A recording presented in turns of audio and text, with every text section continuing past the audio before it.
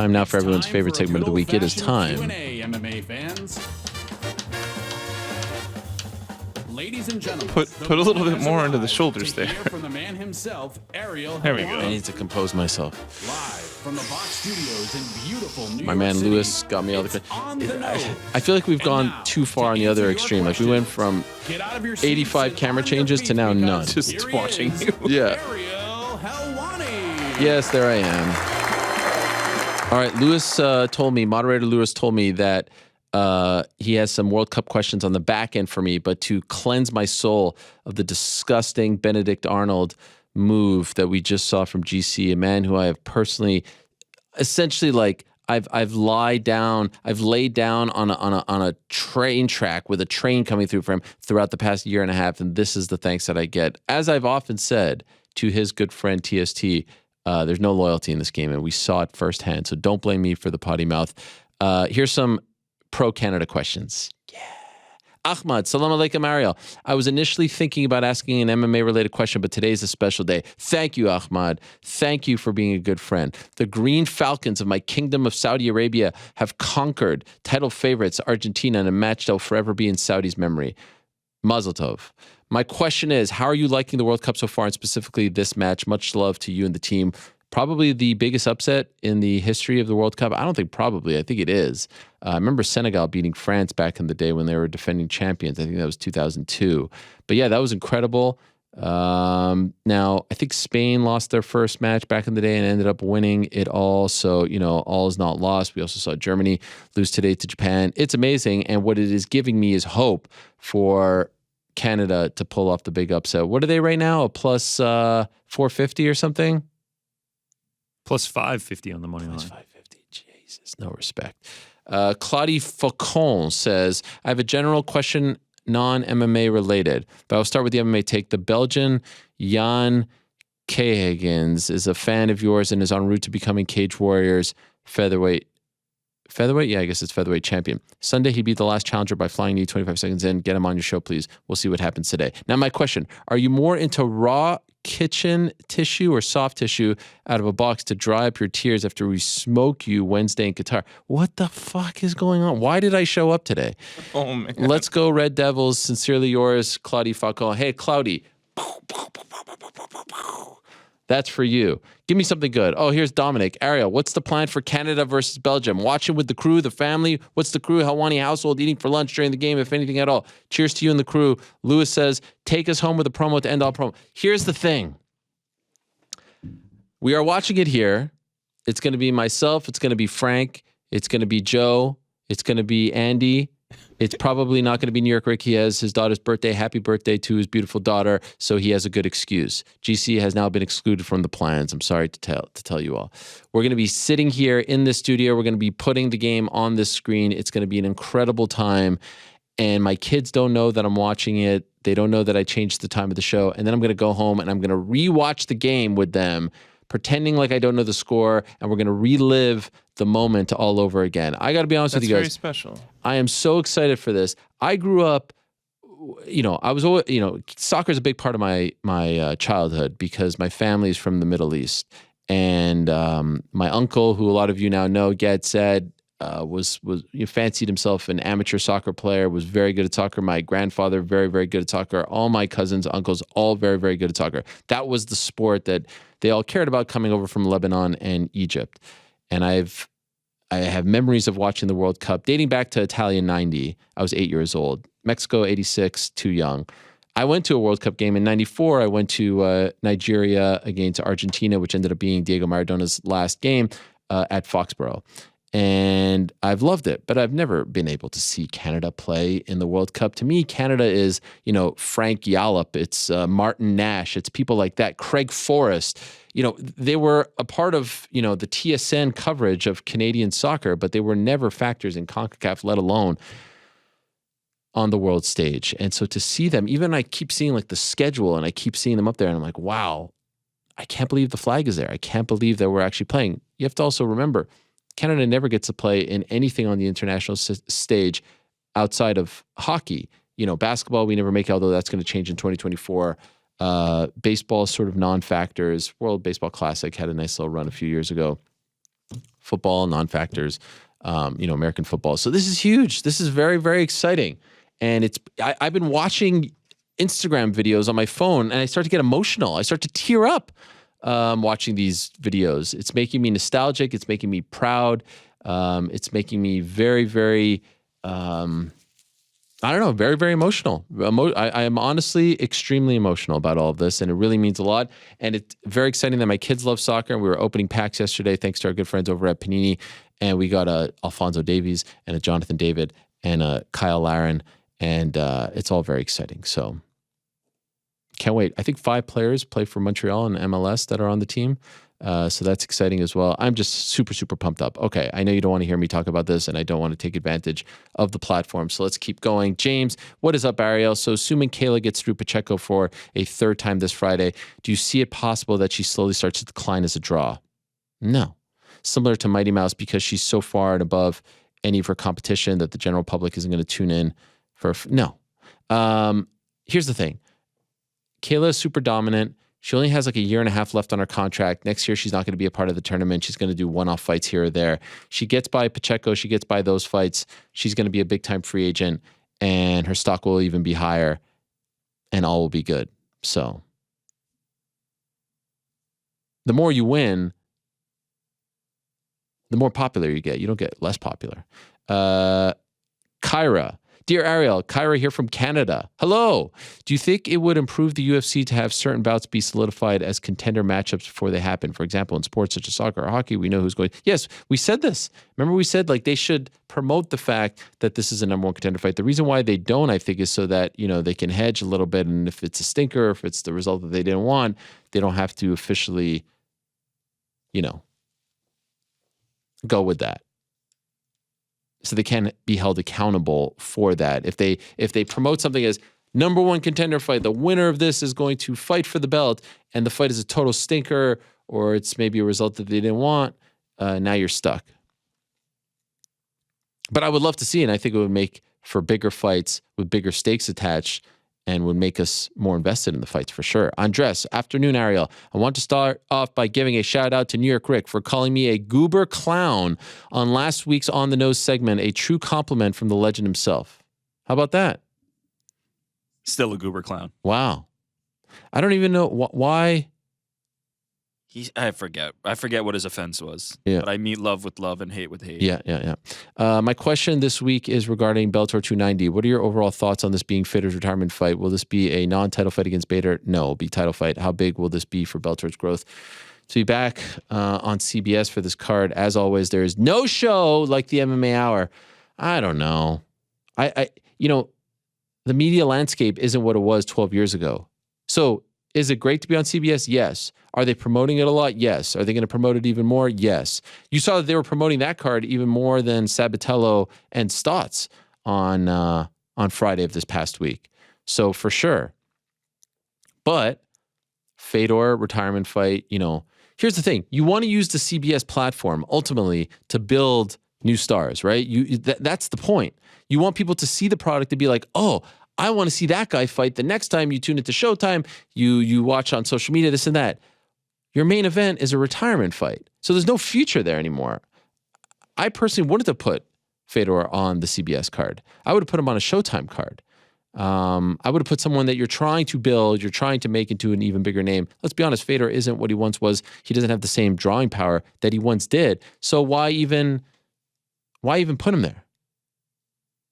I get it. He's a big name, was a big name, but don't love the move. Then you have Yoel and Vadim, which is fine. Vadim is the kind of guy that I'm talking about. Unfortunately, he can't really sell the fight, but the resume speaks for itself. Yoel is a name, getting up there in age, not as bad. I'm curious. I heard there's going to be 3 main card fights. We were talking about this on Monday. I'm really curious to see who the third is. Who is the third fight? I hope it's someone that is not just like a throwaway fight, also not an over-the-hill guy, an older guy who's 1 or 2 fights away. I really think it's important to try to put your best foot forward. And if you're putting if you're putting names that aren't going to be around for a while, that are past their prime, that are considered cast-offs, things like that, I don't know if that's putting your best foot forward. Maybe I'm wrong. By the time the fight happens, maybe there's going to be incredible buzz and all that stuff. But this card could have happened in 2012 with the same guys, the top 3 names. That's not great. Abe, hello, my friend. What's your thoughts on the Paulo Costa situation? He claims he recently had contract talks with Hunter Campbell. He's refusing to fight under current terms, money, and has 1 fight left. No deal was reached, but the next day they announced Costa Whitaker. He says there's been no contract bout agreement. Please help me understand this. Does this happen often? If so, how is this even legal? Yes, it happens very often. How is it legal? I mean, they could say whatever they want, and then ultimately, we see if it comes to fruition. But it does happen where fights are announced before they're official, or, all the T's are crossed and the dots are I'd, or the I's are dotted. You get what I'm trying to say. 2, are the UFC trying to force him to reject the fight as it adds fights to his deal? Good question. I don't know their motives. I do know that one thing that they like to do when they're close to getting a fight done, they like to put it out there, get people excited, and if it falls through, there's a scapegoat. So now, if this fight doesn't happen, we know that there's a scapegoat. Would it suit Costa to just fight under Rob's current terms, then just fight Rob under current terms and test free agency? Sure, I don't wish to see him leave MMA, but truth is, if Costa was to box, he'd make his biggest ever payday. I wonder. What are your thoughts? Much love, your boy, Abe. He could test it out. Ultimately, I think they just care about this fight and probably think that Whitaker is going to beat him. But it does seem like Costa is obviously getting a lot more comfortable expressing himself, doesn't want to be shackled, doesn't want to be stifled, doesn't want to be under the thumb of any promoter. So it does feel like his days are numbered. We'll see. But I can't speak to their motives right now. Also, we've got 3 more months? Suspect this will be resolved by then. George, Ariel, shalom. What do you think of the recent one on Amazon Prime shows? Their cadence and absolute violence has been brilliant.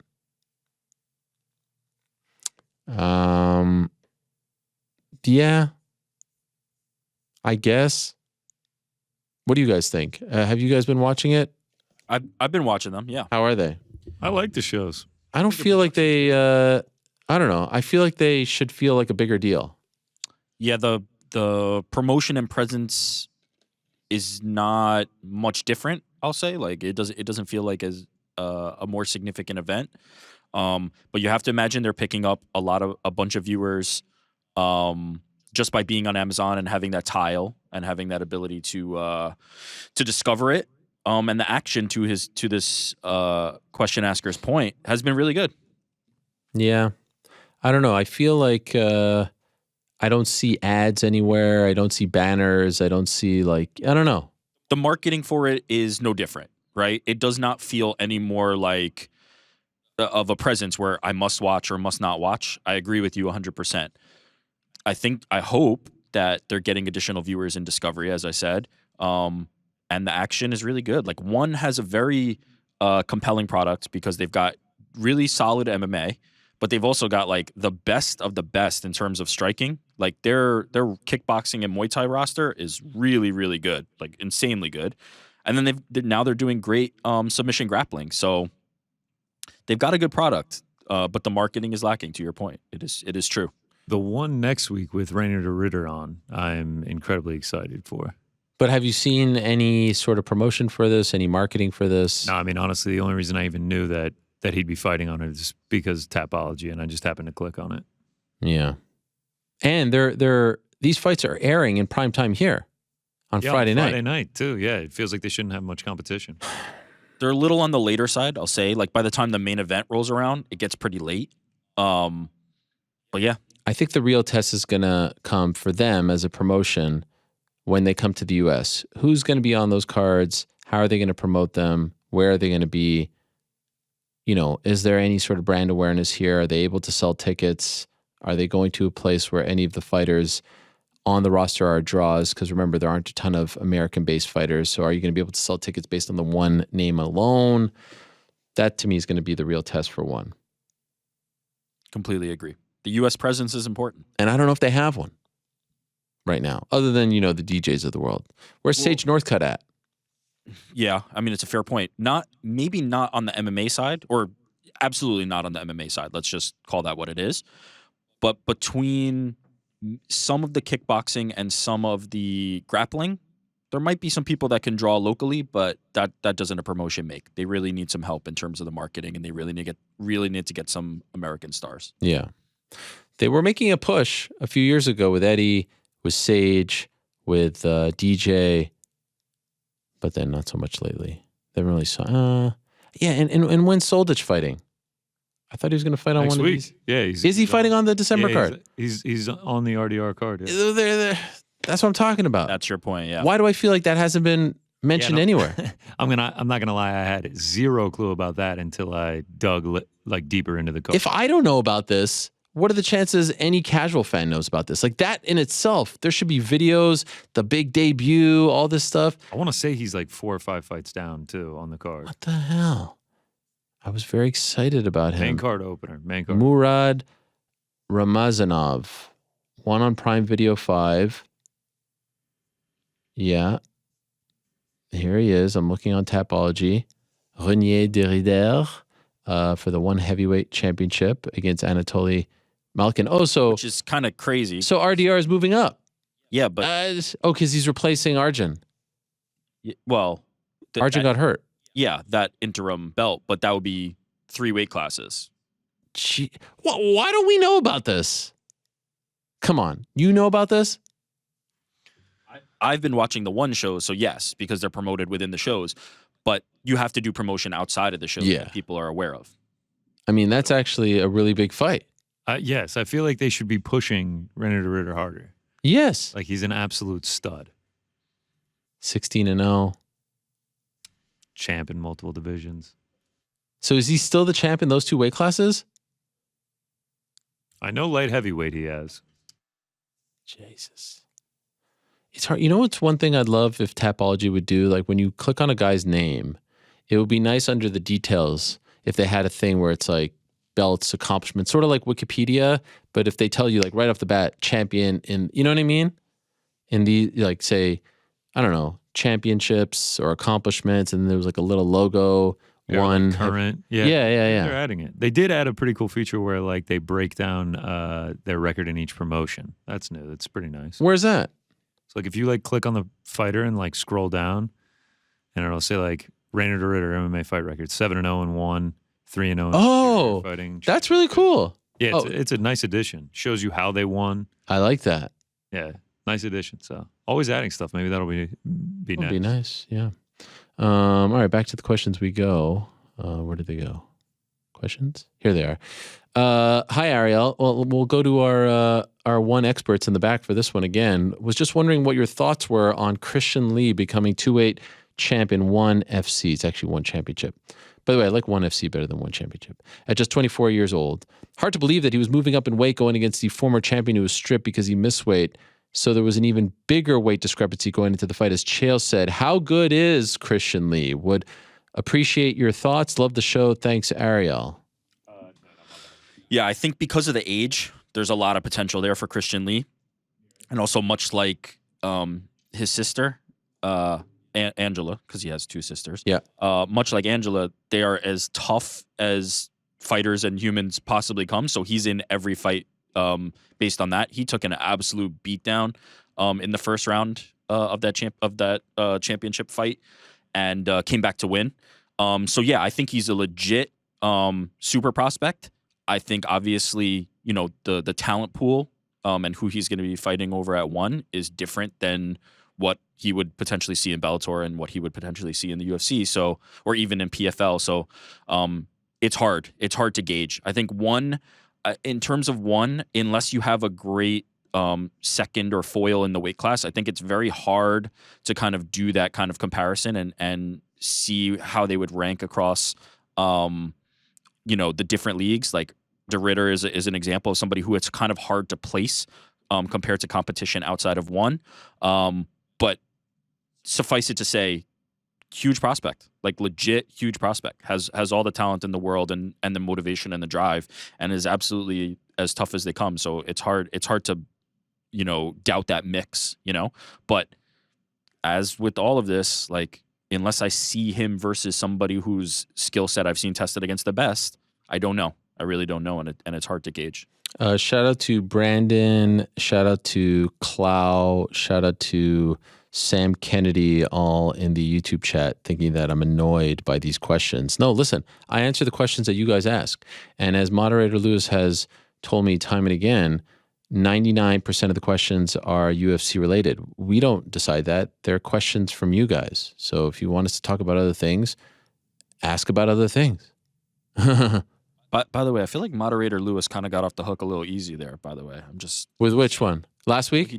This week. He drops in that terrible, heinous question. About Belgium? About Belgium. Yeah. It's just like we just moved on from it, That's a great point. Still rattled, still rattled. He was Way in to on the poke jersey the scandal beast, too. Still rattled. I saw the Twitter conversation going on back and forth. Still rattled. I just don't know how to feel. Loyalty is such a big thing for me, Just don't know how to feel. Knuckle Sandwich. Recent discussions with you and DC about the GOAT and recent controversial judging decisions have got me thinking about how important judges have been for the legacy of some of the GOATs. Here's a few examples. Curious to hear your thoughts on this. Khabib, as DC said, the fact that Khabib never lost vaults him up to the GOAT list. I had Khabib losing to T-Bow. What would that one loss on his record do to his GOAT status today? I mean, it would be detrimental, right? I mean, I think that Khabib's GOAT status is arguable. I'm so sorry to say that. This is not me getting into politics or any sort of commentary on how I feel about anything. If you think that Khabib's GOAT status wouldn't be affected by a loss to Gleison Tebow, you're insane. And if you even think that his current GOAT status, given his current record, isn't debatable, you're also insane. Only 3 title defenses. I agree with you. You're all out of your minds. I'm sorry, but you're out of your mind. You cannot compare. If everyone is available, you cannot compare his resume to John Jones's resume. You can't. You can't compare what he did to what Anderson Silva did. You cannot. You can't compare what he did to George St. Pierre. You can't compare it to even DC. You can't. I'm sorry. How is this even a question? And why do people take it so personally when you even question this? I'm not saying he can't be included. I'm not saying it's definitive, but just look at the numbers. Look at the resume. How could you even, based on factual evidence, compare the two? How? Explain me. Does anyone have not how good he could have been, not the fact that there's a 0 on the other side of the record. Just look at the defenses. Look at the resume. Look at the body of work. It's not comparable. The 0 elevates him. The 0 elevates him. It does elevate him. But I agree with you. I completely agree with you that is the case. That's not the only thing, and most of our MMA GOATs have losses. I think this question is a bit odd because it's like you're basically assuming or imagining Khabib's resume, but now you just have one loss instead of a win. But in reality, once you have that loss, it changes the whole scope of how his career is handled and managed and all those things.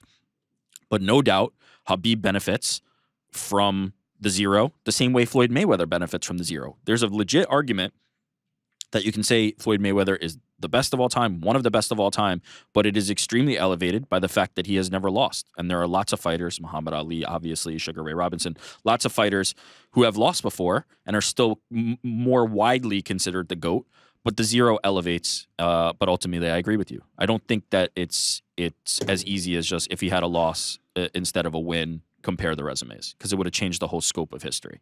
But I'm with you. Number 2, he says, John Jones, similar scenario. I had Jones losing to Gustafsson and Reyes. What would those 2 losses do to his legacy today? It'd be gigantic. I mean, but it's so weird to do this exercise. Right. It just changes everything so much. But I mean, the general answer is yes. If they would have lost, it wouldn't be. Then of course it matters. Yeah. Yeah. If Conor would have beaten Khabib, everything would be different, right? Or name a guy. GSP. GSP has losses on his resume, but his GOAT legacy is partially defined by him going out on top. I had him losing to Hendricks. Yeah, we're doing the same thing every time. Yeah, it's okay. Also, I will say, one thing that I give GSP some points for is lost to the guys, but avenged every loss. Very important for his legacy. Yeah. Very important. Maverick, hello, Ariel, longtime listener, first time writing. With WWE's Survivor Series around the corner, I wanted to present this hypothetical situation. The forbidden door is kicked wide open. AEW invades WWE in a series of segments leading up to the annual November PLE.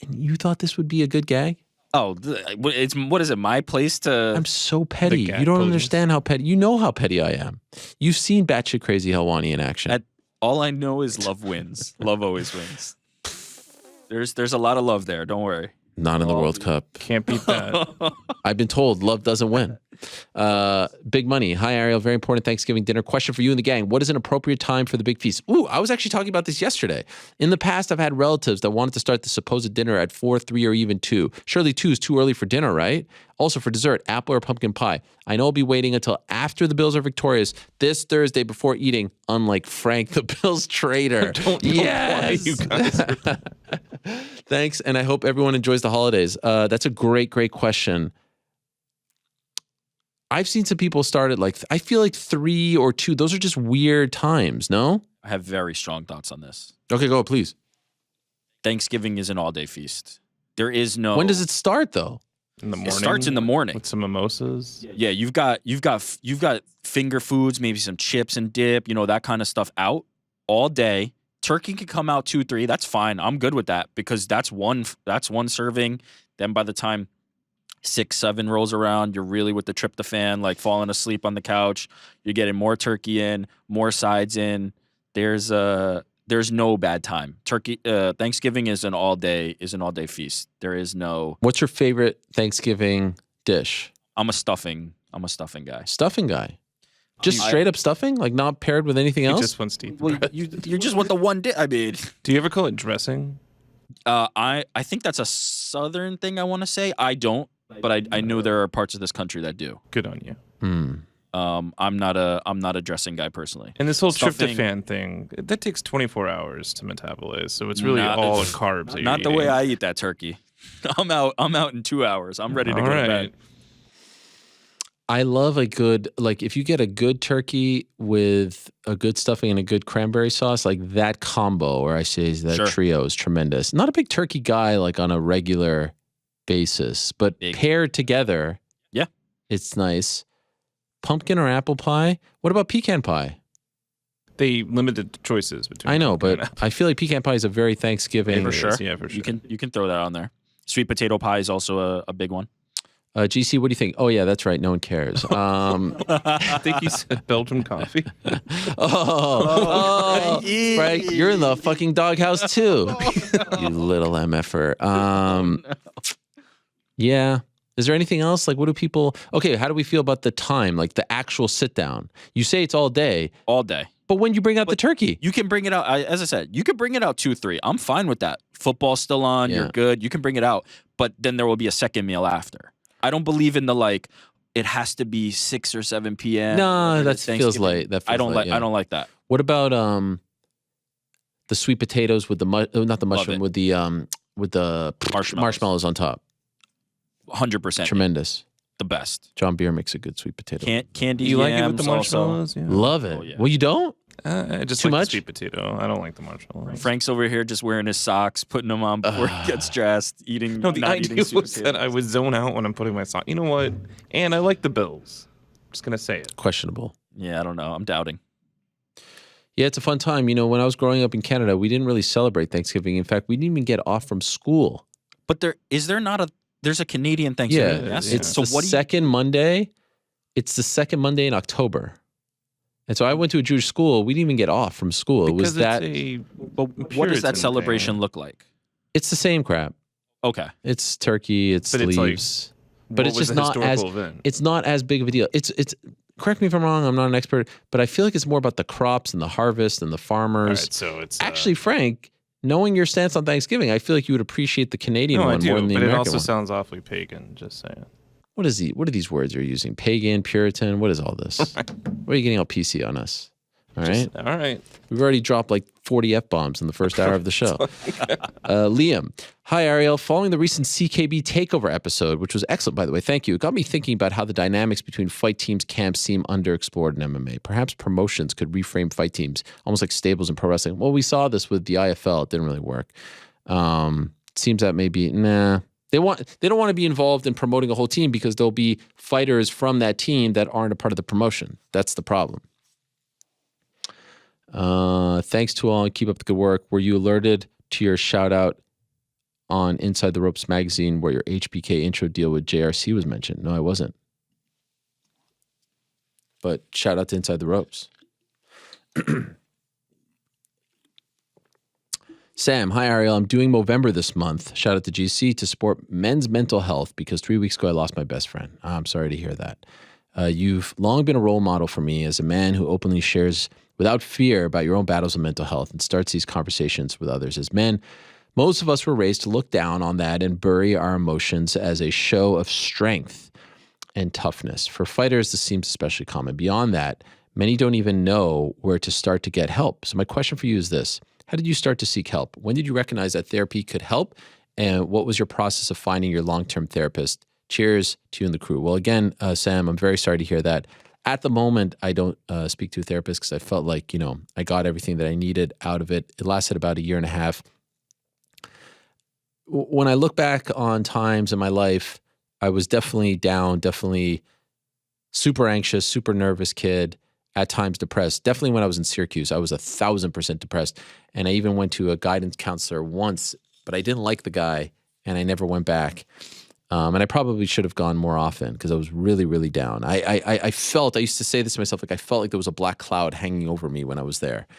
The reason why I spoke to a therapist most recently was I got the call to go do an NBA game for ESPN. It was Bucks Pacers.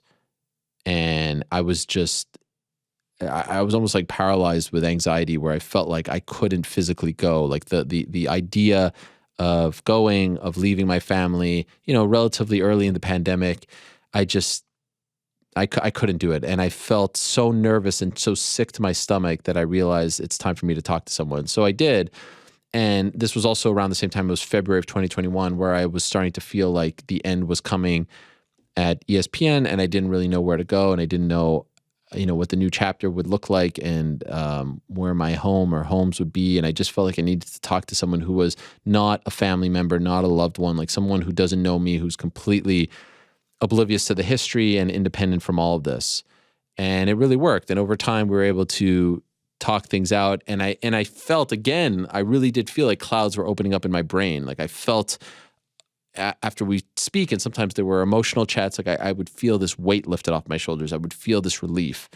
And I would also start working out more, and I feel a great sense of relief and clarity after working out. And, everyone has their own formula. Everyone has their own medicine. Everyone has their own path. But I do feel very strongly that everyone needs some kind of help. Now, you may not need it every single day, 7 days a week, 52 weeks, 365. You may not need it for a long stretch of time. But as my therapist at the time told me when we said goodbye, she's like, I'll be here if you need me. Like, you can call me up and, I will be here. No problem. And I didn't know that was a thing either. I didn't know that you could call someone for help if you needed them. And then I always used to think it's like, oh, if you have a therapist for life. I know that sounds stupid, but that's the way I viewed it. And no, you can use them for a little bit, you get better, and then if you need them again, just like a doctor, you could go back to them. And so to know that someone is there, to know that someone is available, who is not going to judge you, who's going to ask you certain questions to unlock certain thoughts and feelings is very, very important. And so I'm a huge, huge proponent of this. And even on this show, we talk to fighters who are battling mental things, and we're battling different things, of course. They're going through completely different stuff than I am, that you are, that we all are. But the common denominator is it's important to recognize these feelings. It's important to talk about them if you feel comfortable talking about them. It's important to seek help. It's important to go out there and try to be the most healthy person that you can be, both physically and mentally. And sometimes it's tied. Physical health is sometimes tied to your mental health and vice versa. It's just important because, as I said last week, only get one chance at this life. We only get one shot to be here, to live, to experience things. All these things, like all this stuff, I'm excited. The highs and lows of life, the moments, the milestones, the events, all this stuff is irrelevant at some point. It all ends. The music stops. So that's why it's important to appreciate. That's why I get probably too up for things at times and sometimes too down for things. I'm probably a little too emotional. I'm not a little too. I'm probably too emotional about everything in life. whether it's family, friends, work, sports. I just, that's the way I am. And it's the way I've always been. And sometimes it's been to my detriment, but that's just, the way I was programmed. That's a really awesome message, man. And especially before like Thanksgiving, the time, like this is the time to kind of come together and celebrate. That's really cool. And what you said about, thinking of it as like a lifetime commitment, I think will help a lot of people. Because I can say personally, like I've thought of it that way before, is like you commit, like therapy is like this thing that you have to do forever, that it's a lifetime commitment. I think there will be some people that might go, yeah, I'm listening to Helwani and maybe I'll try this. It's not something where I have to invest forever and change my whole life. I can just get some help. So that was really cool. I feel like you do a much better job than I do, knowing you for so long, almost 10 years now. Actually, more than 10 years, 11 years almost, right? We're approaching the 10-year anniversary of the 10-year anniversary was last year, right? It was December of 2011. Anyway, I feel like you do a much better job of staying even keel than I do. I don't get hot or cold very often. I stay very middle. Would you agree with that? I do agree with that. Yes, I get hot. It has served and me cold. well. You get hot and cold, but that's what makes us different, and that's what makes you special in that way. Did I expose an ugly side of myself earlier today on the program? I will say this. I think people are enjoying it more than you exposing. Am I okay for feeling betrayed, or was I taking it too far? I think there was a nice peace offering at the end of the picks. What was the peace offering? A little bit of a confidence with the money bet on like the boys. This has really caused a division within the team. And what a tight-knit team we have. I mean, I was thinking on my way to work today, I was like, wow, we're going to hang out. We're going to have some wings. We're all going to watch. Everyone's supporting the red and white. Never been happier to have a commitment that I need to leave for, because I don't want to know. I don't want to see what's going to happen. And then I come to find out we're sleeping with the enemy. No. Listen, the jersey's already off. We're good. Like, don't worry about it. It's all rolling back here. Any eyes on Marlon? Yes. Oh, he's there. Or not yet? Joe, confirm. Eyes on Marlon? Yeah, he's here. Yeah, he's here. We're good. Oh, okay, cool. Getting mic'd up as we speak. Taco Enthusiast says, I've long been a critic of the UFC's business practices, but I got to tell you that I've lost all motivation to follow boxing. Much like you discussed with Bud Crawford on Monday, negotiations between promoters have absolutely demolished the sport, while the celebrity fights certainly bring in eyes. I'm mostly uninterested and just want to watch the best boxers in the world go at it. Sure, if you suddenly inherited $5 billion but could only use it to fix boxing, how would you fix the sport? Simple and straightforward question. I know. I mean, it's tough because even someone coming in with a ton of money is not going to, if I come in and start my own promotion, that's not going to change the way Tyson Fury does business, or Errol Spence does business, or Al Heyman does business, or this guy or that guy. So obviously the best thing for the fans is to have a model like the UFC or WWE. That's the best thing for the fans. Best thing for the fighters, and maybe you could say the promoters as well, is to have a system like they have now where, there's a ton of roadblocks, but in the end, if the fights get made, they make a hell of a lot more money and they have a lot more freedom. But yes, the best thing, they tried to do it with PBC, didn't really work out. Boxing is so far ingrained in its ways, and it's been happening like this for so long, for decades, for centuries. It's going to be damn near impossible to change it. Witness the fact that Dana White himself said he was going to go in and change it and never even got off the ground. Zuffa boxing never even became a thing because he realized, I can't change this.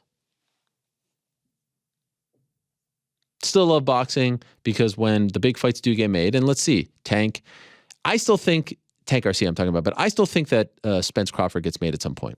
Call me crazy. Why? I still think he gets made. Why? I think that they ultimately make it happen because they often do. It just happens too late. Tyson Lewis happened too late. Losing faith, man. Really losing faith. Manny and Floyd happened too late. Like they often, not always, but often happen. It's just too late. And I feel like this will be one of those. They'll have no one else to fight. They'll realize that their stock is low, and then they'll make the fight. Hey, Ariel, hopefully an intriguing question for you. As I've grown to love the sport over the past 3 years, can't help but feel a desire to dive deeper in its techniques. I've thought a lot about trying out some boxing. I want to know if you experienced the same feelings when you started to cover MMA. Yes, and I box twice a week now, so I highly suggest you do the same. Hey, Ariel, National Cashew Day is today. Happy National Cashew Day. Wow. This is from Joseph. Throughout the years, your coverage across the sports world has left the best impression on Who has left the best impression on you, be it a fighter, wrestler, athlete, or manager? I mean, look no further than this guest right here. Kayla Harrison, that's the type of person that you want your kid to have their poster over their bed. So I'm giving it to Kayla Harrison. I mean, is there anything negative that you could say about Kayla Harrison? Legend. No. Right? Correct. Hopefully she's still in the back and heard that. No? Jamal 2022 or 2020. Ariel, I need some relationship advice. I'm already tired of Christmas. My girlfriend is obsessed. As soon as Halloween was over, the Christmas tree came up. Oh, sorry. We have been listening to the Mariah Carey Christmas album every day, at least once since November 1st. I've asked my girlfriend to give it a rest sometimes, but she said that Christmas makes me happy, makes me rage. Can't stand it anymore. Should I break up with my girlfriend or just drink Christmas pain away till January 1st? The latter, my friend. The latter. And last but not least, Ben, a question for a fellow Canadian. Oh, yeah, Canada. I've listened to you since I was in high school, and 10 years later, I'm set to defend my PhD this Friday. Crazy, I know. Defend your PhD. I've lived in Canada, specifically BC, my whole life, but I'll be moving to Boston next year for an exciting job opportunity. Do you have any tips, warnings, advice? Follow your heart, my friend. Also, P.S., don't count the days, make the days count. I have written this on my wall, and it's kept me going through my final year of PhD. That was my quote at Syracuse. Perfect way to end. Don't count the days, make the days count. But who's counting, my friends? 13,000 days since Canada, my beloved Canada, played in a World Cup match, and they are 15 minutes away from breaking that streak as we take down those dastardly Red Devils from Belgium. I can't wait. I hope you can't wait as well. I'm going to go watch this game. And as Kayla told us, you only live one life. Enjoy these moments. Revel in them. I hope you have a happy Thanksgiving. I hope you're surrounded by loved ones and friends and family. And if you don't celebrate, I hope you have a lovely Thursday as well.